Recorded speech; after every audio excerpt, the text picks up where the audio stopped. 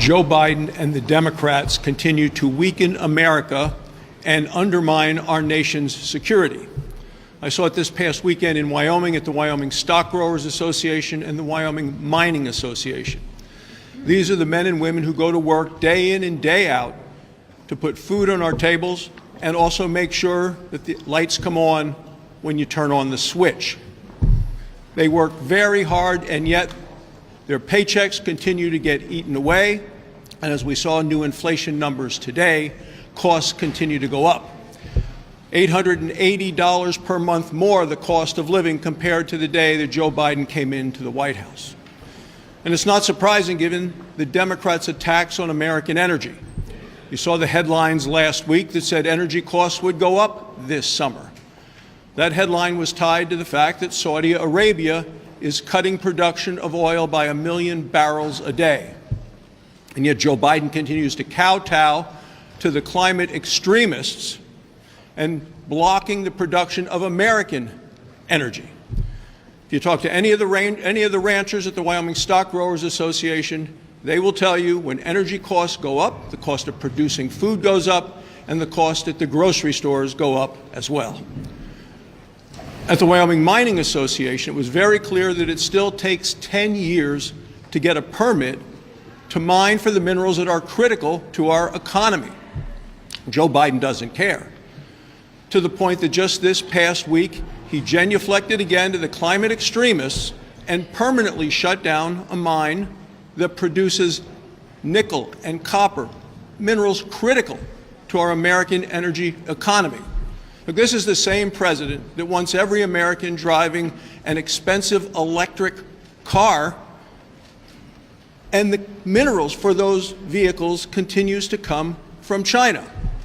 So what you've seen here is 1 week in Joe Biden's America. Saudi Arabia pushing Joe Biden aside because they know that he can't do anything and won't do anything in terms of energy production. You see China smiling because Joe Biden is going to make their minerals much more valuable. And you see the American public suffering from higher and higher costs. Republicans have solutions, including a bill of my own, to unleash American energy, to produce more minerals, critical minerals for our economy. That is the way to make our economy as well as our national security stronger.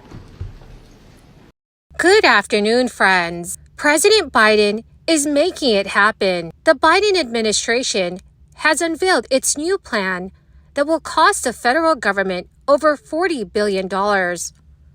These next steps are part of Biden's goal to expand affordable broadband access to millions of low-income households. Officials say this could reduce monthly bills for many Americans.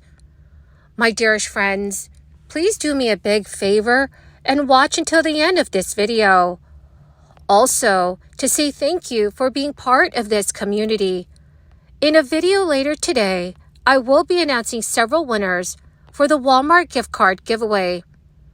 If you would like to enter the weekly giveaway, friends, all you need to do is click and like several of my videos and then comment below the keyword of each video that you watch.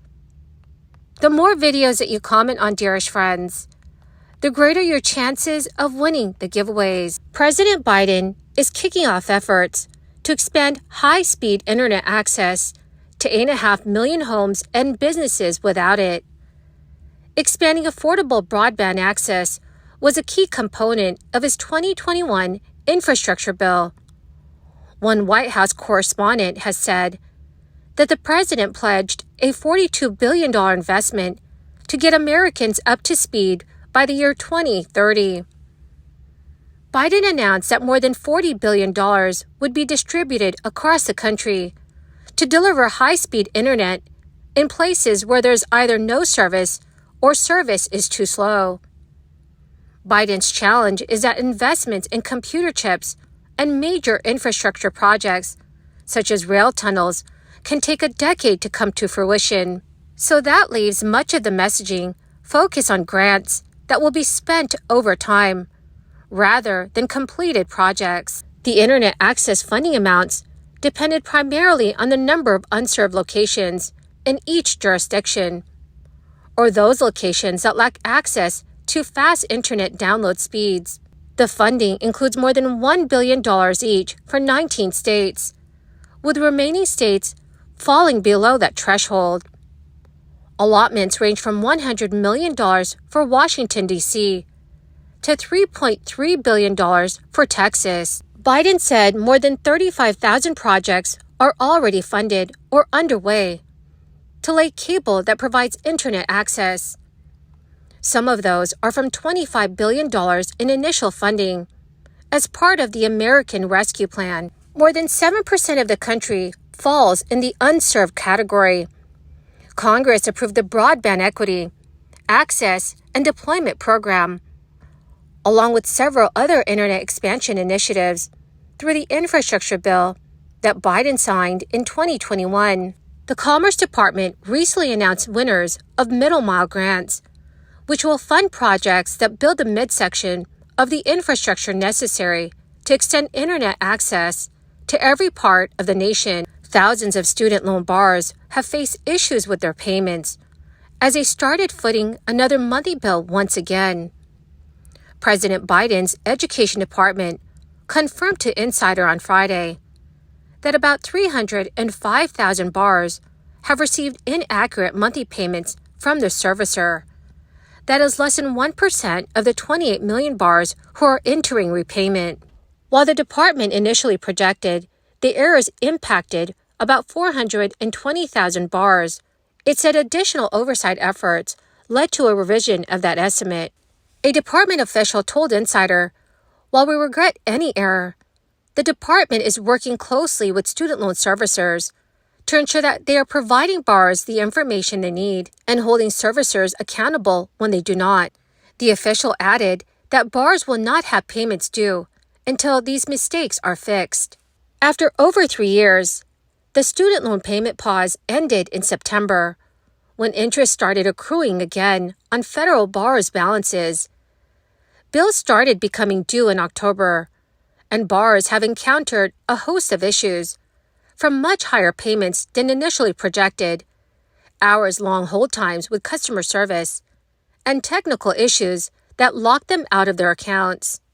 Some borrowers have reported inaccurate bills under the new Save Income-driven repayment plan, which the Education Department rolled out over the summer in order to provide borrowers more affordable monthly payments. However, many borrowers were surprised to see that their payments were much higher under the SAVE program. For example, Ann Curry, a borrower with $60,000 in student debt, previously told Insider her servicer gave her a $47 monthly payment estimate, but later she saw in her account she had a $175 payment due. So it's unclear if servicers have effectively placed all borrowers with account issues on administrative forbearance. But it's an issue a group of state attorneys general recently stressed to Biden and Education Secretary Miguel Cardona. They stated while many of the problems associated with the return to repayment may not be avoidable at this stage, we believe the department can and should do more to mitigate harm to borrowers. Well, my magnificent and most marvelous friends, that is the end of my daily stimulus update video for today. My dear friends, thank you very much for being part of this community. In a video later today, I will be announcing several winners for the Walmart gift card giveaway. Well, friends, if you would like to enter today's giveaway, all you need to do is click and like several of my videos and then comment below the keyword of each video that you watch. The more videos that you watch and then comment on, dear friends, the greater your chances of winning these giveaways. Thank you, and have a wonderful and very blessed day.